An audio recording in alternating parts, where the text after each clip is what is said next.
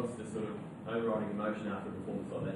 Oh, it's probably, for the playing group, probably reward for effort. I thought, there's been times we've played okay, then other times have been disappointing, obviously, but the guys of no stage have, lowered their expectations of each other, lowered their training standards. They've always been up and about, which is a real credit to them. And it was really good for their self-belief, I think, to have a good win today. What was the difference today? What were a couple of areas you were better at than you have been in previous years? I think our intensity was back. Obviously, with a young group, it is hard to keep that up for a sustained period of time. You only look at the Bombers, their last 3 weeks been outstanding, and hopefully ours will go onwards and upwards from here. But look, probably I thought our defensive pressure was back, our tackle pressure was back, and our ability to hunt the ball was also, very good as it's been for the year. So I think that was the general overriding factor was our overall intensity was up and about, which is good.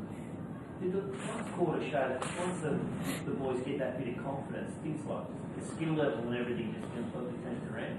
Yeah, I think our skill level has been okay at times. There's certain times, obviously, where it's fallen away, but I think the guys, when they understand how we want to play, and like you said, the self-belief starts to creep back in, you're probably a bit more proactive rather than reactive, and that's what sort of came to the fore. So it was really pleasing to see that come back to our game, because that was like we were playing in the first 10 rounds of the year, which was really exciting for our fans to see. Probably going into the game, I'm sure Adam Goods was giving you a few headaches, but the way it worked out today, it was tough in the middle of rounds when he went forward. He must have been pleased with how they controlled it. Yeah, it was. I thought Alex, look, we found a player there, there's no doubt. Probably a lot of people had some doubts on Alex. Also myself, I wasn't quite sure he fit, but to see the guy to compete the way he does against a Brownlow medalist, what's he won, 1 or 2?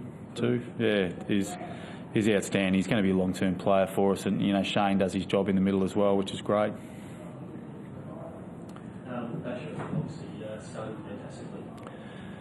He did. Look, he's probably been a relatively consistent performer for us all year. I think he finished off with 30-odd today, which is great. And just his ability, I think the thing that he's improved in his game is his contested side of his. He probably wasn't noted as that, I think, when we got him across, but we've been really pleased. Justin Leppich has done a truckload of work with him on his critical contest stuff, and, he's improved dramatically in that area.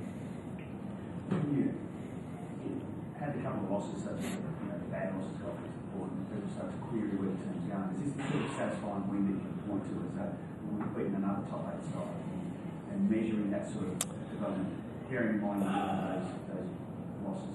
Yeah, it is. Look, obviously they're 2 games we should have won. The way we played, we didn't deserve to win, and there's a lot of it. The win-loss is the easy column to look at. There's underwriting factors there that we believe that we're going in the right direction. I think we lead the league in games into our kids under 23, and there's certain other stats that we look at that we know by looking at the history pages in history that are going to take us to where we need to go. So we just need to be patient, but the reality is that wins are things that certainly take off the pressure and certainly drive guys to get greater success. So that was a pleasing thing today.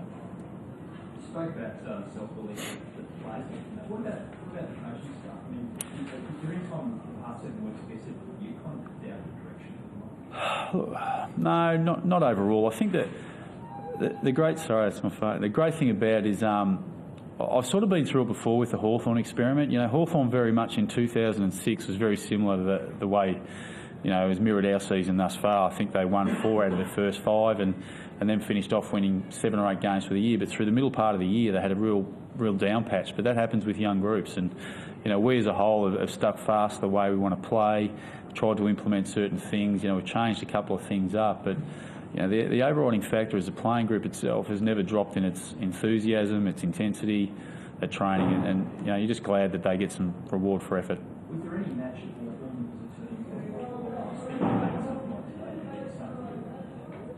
Match was a turning point. Look, probably last week I thought we played in stages okay. Probably a couple of things went against us at certain stages. Even against the Geelong game, the last half, Geelong were in outstanding form. Like we lost by 10 goals, but the last half I think we won the game by point. So there's certain things in a young team that you look for. There's stages in quarters that you look back on and think things have turned. But even like today, our third quarter was relatively poor compared to the other stages that we played. So the reality is with young sides, the inconsistency is the thing you need to iron out to be a top 8 side, and we've still got that at the moment. Taking nothing away from your own performance, but you were surprised with Sydney today, and John Longmire said he thought they were lifeless. Did you get those sort of signs early in the game that they might have been a bit off? It's hard to say. I thought we were dominant early. Like we had them pinned in, and something we obviously tried to implement early inside 50. We just couldn't quite get scoreboard effort. But look, Sydney they're an outstanding side, and look, they're a side that I really admire. Their doggedness, their ability to stay within a contest when you think they're out, and that was even in the last quarter when they challenged us. They're such a quality football club, and they're one we greatly admire. Proud of the way Dustin Martin didn't drop his head after making a few sort of critical errors in the first when he finishes it off. Bloody chest mark, seriously. Yeah, it was funny, and that's reflective of the side sometimes in general. We still made some horrendous blues at stages today, but I thought Trent Cotchin, his leadership on field to single-handedly at stages get us going again was terrific. And Dusty's probably reflective of the group. We're going to make blues, but we've just got to bounce back and get the job done, which we did.